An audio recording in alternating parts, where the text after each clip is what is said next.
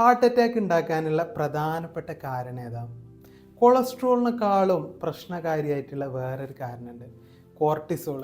നിങ്ങളുടെ over tension, depression, work ടെൻഷനൊക്കെ നിങ്ങളുടെ ശരീരത്തിൽ കൂടുതലായിട്ട് കോർട്ടിസോൾ ഉൽപ്പാദിപ്പിക്കും.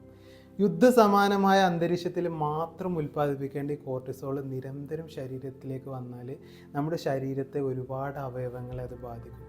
വിശേഷിച്ച് ഹാർട്ടിലെ മസിൽസിനെ അത് ബാധിക്കും. പെട്ടെന്ന് ചെറിയ പ്രായത്തിൽ തന്നെ ഹാർട്ട് അറ്റാക്ക് ഉണ്ടാകാനുള്ള സാധ്യത കൂടും. അപ്പോൾ നിങ്ങൾ ശ്രദ്ധിക്കേണ്ട വളരെ ഇമ്പോർട്ടൻ്റ് ആയിട്ടുള്ള ഒരു കാര്യമാണ് മാനസികാരോഗ്യം. നിങ്ങളുടെ ഓവർ വർക്ക് ടെൻഷന്, മെൻ്റൽ ടെൻഷനൊക്കെ നിങ്ങൾ നിയന്ത്രിച്ചിട്ടില്ലെങ്കിൽ നിങ്ങൾ ഹാർട്ട് അറ്റാക്ക് ഉണ്ടാക്കാനുള്ള പ്രധാന കാരണമായിട്ട്, കൊളസ്ട്രോളിനേക്കാളും വലിയ കാരണമായിട്ട് ഈ കോർട്ടിസോൾ മാറും.